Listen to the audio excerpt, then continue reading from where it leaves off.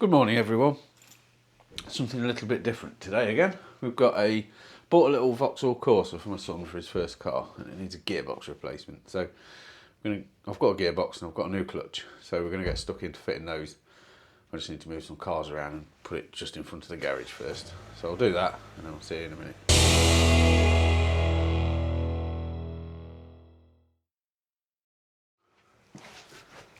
This is, let me get back a bit, this is a little car.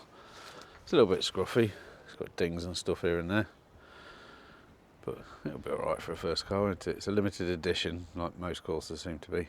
Got nice wheels and skirts and bits and pieces, youngsters like them. So we're gonna get stuck in with this gearbox. I've got a new clutch, it's terribly juddery, that wing's had a bit of a ding. Other than that, it's not a bad little car. It's done 88,000 miles. I assume it's been driven by a young person to ruin the gearbox. It locks up in reverse and winds terribly in forward gears, so see how we get on. When you're replacing a clutch or a gearbox, there's quite a lot to do both from kind of the top under the bonnet and underneath. So I usually tend to start sort of under the bonnet. So we're going to take the battery out and the battery tray and then move as much of this stuff out of the way as we can so we can see the top of the gearbox and get it all the mounts and stuff. We don't want to undo the mounts yet. We want to kind of free a load of space first, and then we'll get it jacked up and the wheels off and have a look underneath. There's the replacement gearbox down there. So I'll start by pulling all this lot apart and see where we get to.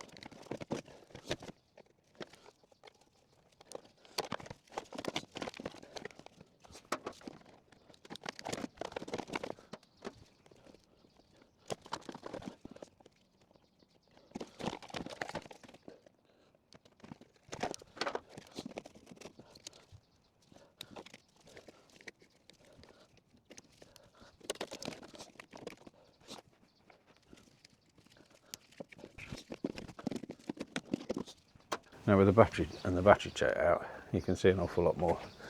See the gearbox here, so we've got to disconnect the gear linkage here.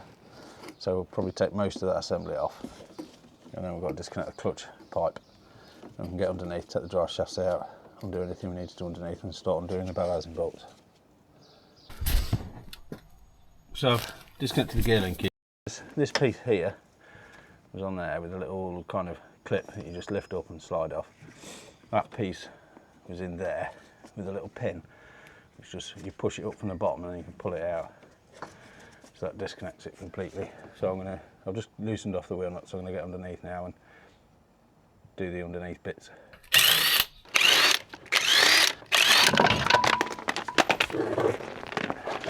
In here, similar to when you saw the video on the Vauxhall Mocha, you need to undo these bolts. You need to undo the big nut in the centre there and the track rod end most likely. We just need to be able to pull this hub far enough out of the way for the drive shaft to slide out the hub, and then we can get it out of the gearbox.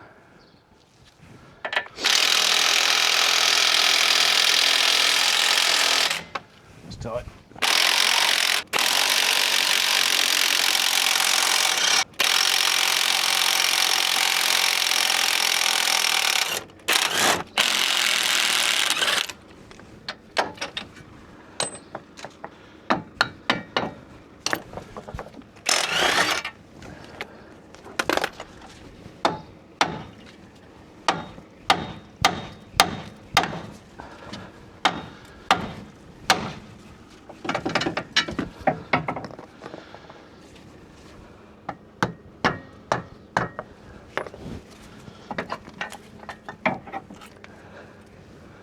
So now I've got both drive shafts free. I'm going to just show you what I'm going to do. I won't be able to do it very well, but I'm going to kind of pry in there, or try and pull the shafts out there and there. So I've got a tray, to catch any oil that comes out. By the sound noises the gearbox makes, I can't believe there's a great deal of oil in it, to be honest with you. So let's see what happens. There was oil in it, look. No.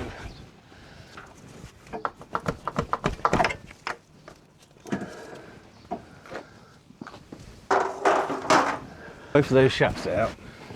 There's a bit of oil going on the floor, that's annoying. I can start undoing bolts for mounts and bell housings and things underneath here.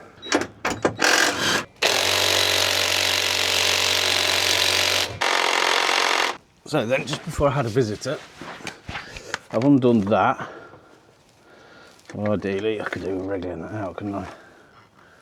Don't know if you can see this mount. So I was trying to undo these bolts up here, but they were a little bit tight.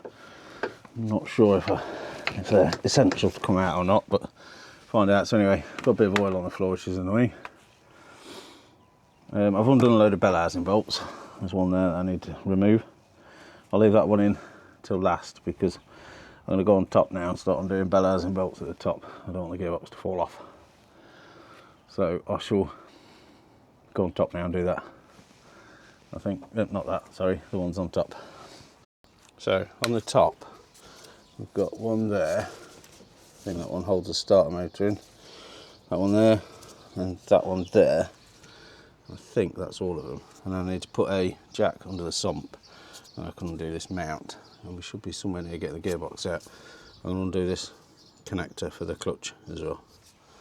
Now, gearbox, bell housing bolts, except for that one I mentioned down below, although I may have just another one at the back there. Oh no, that's that bracket. All the bell housing bolts are out. It's just a case now of undoing that one at the bottom, sliding the gearbox that way, and dropping it down on the floor out of the car. Obviously that's easier said than done, but I'm going to try and position the camera somewhere here. If we can just find somewhere to get the pry bar in. There we go.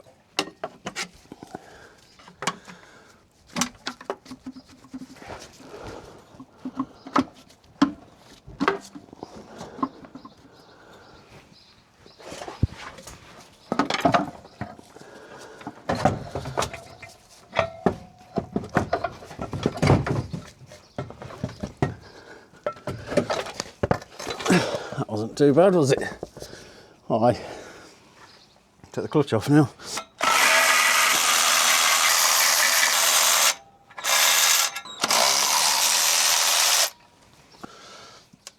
So this clutch doesn't really look that bad.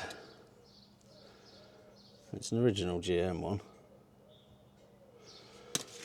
although there's a lot of heat marks in there. I think I'll probably go and get, is that rattly?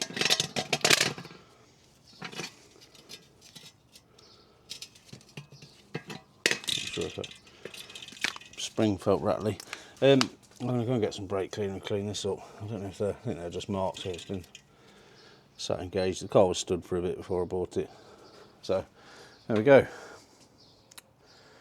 It's always worth having a quick look at the gearboxes, make sure they're the same, which they look like it.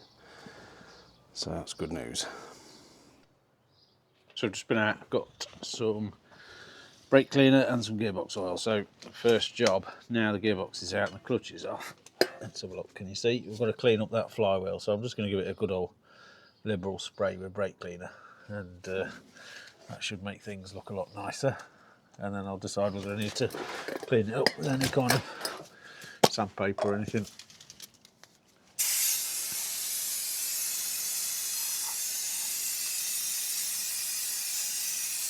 I'm going to go and grab a microfiber to give that a wipe. Nice new microfiber. Should keep this surface as clean and nice as we can. It's quite important. It's a bit heat marked. Ideally you'd want to be sending that for skimming, but I'm not going to. When you've got a brand new clutch like this to fit, it's always a good idea to give it a clean, just in case there's any kind of oils or anything on it from transit. It keeps it from going rusty. And sometimes brake discs as well, they can be coated in an oil. We don't want that on a clutch because that will cause us problems. So I'll find me clutch bolts, here they are,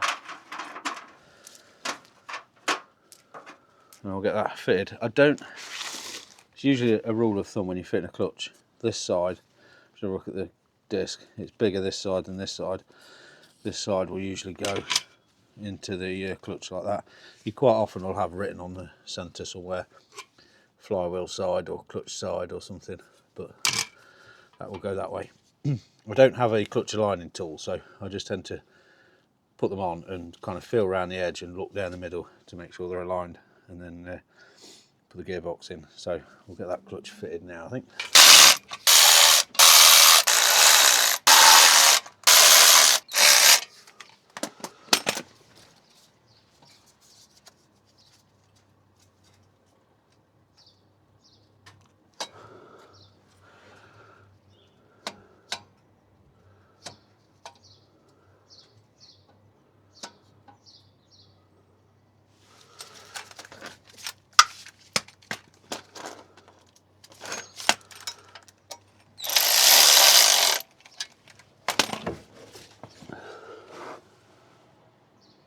I think that looks reasonably good. Maybe a little high. I think we'll go with that, see what happens. Looks pretty good.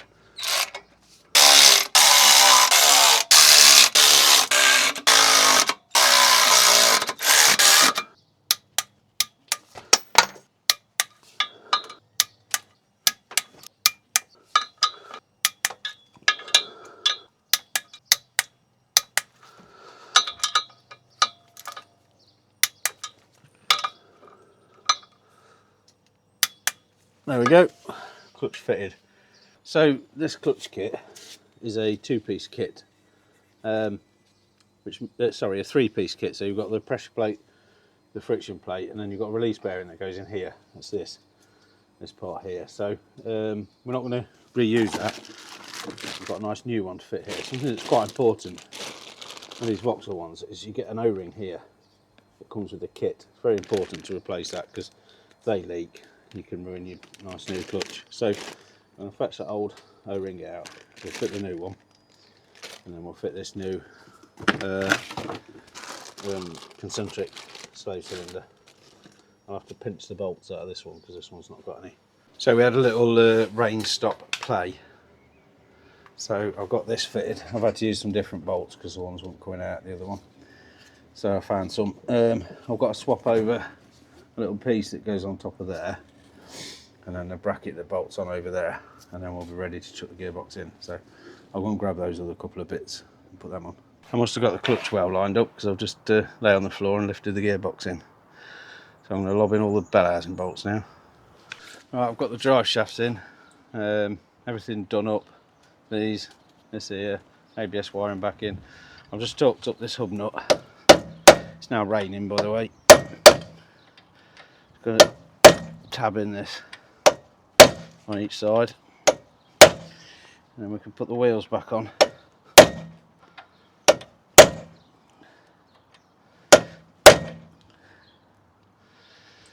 So I'm going to put the wheel on this side and then go and do the same on the other side. We'll put the car back on the ground and fill the gearbox up with oil and put all the bits and pieces back under the bonnet.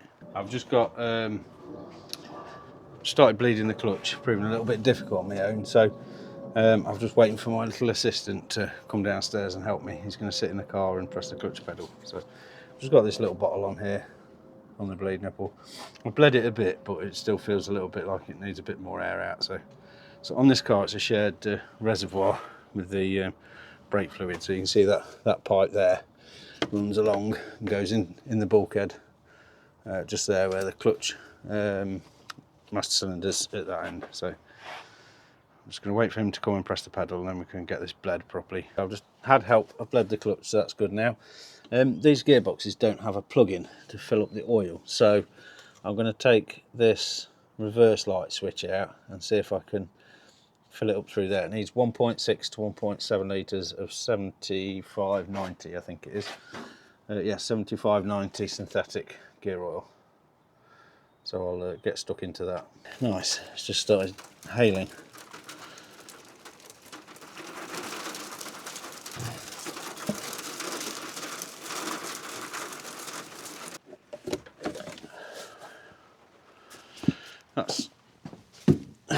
That's the oil topped up.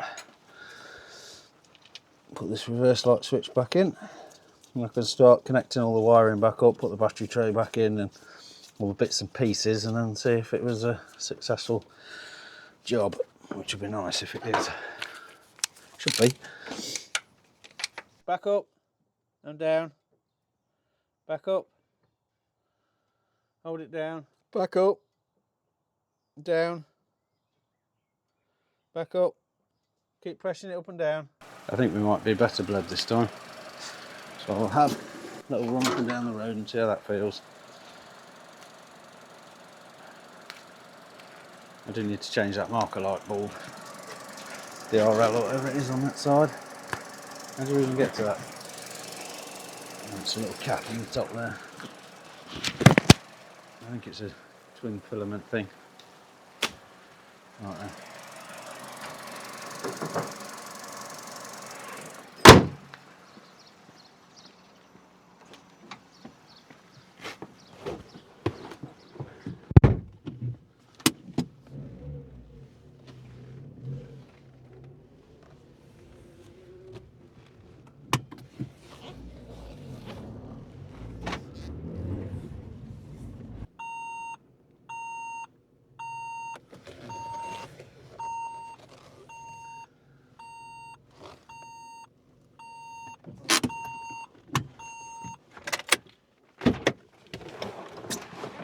That's all done. Little run up and down the road, drove perfectly. Get it booked in for an MOT and you can start learning to drive in it then. It's got a few little scruffy bits. This wing needs replacing. It's got a bit of lack of peel here and there, but it's the first car. Drives nicely, just down the road, no funny noises anymore. It's got a new gearbox. Clutch is nice. So the next job that we're going to tackle is that van. But that's going to be for another day, so thanks very much for watching this one.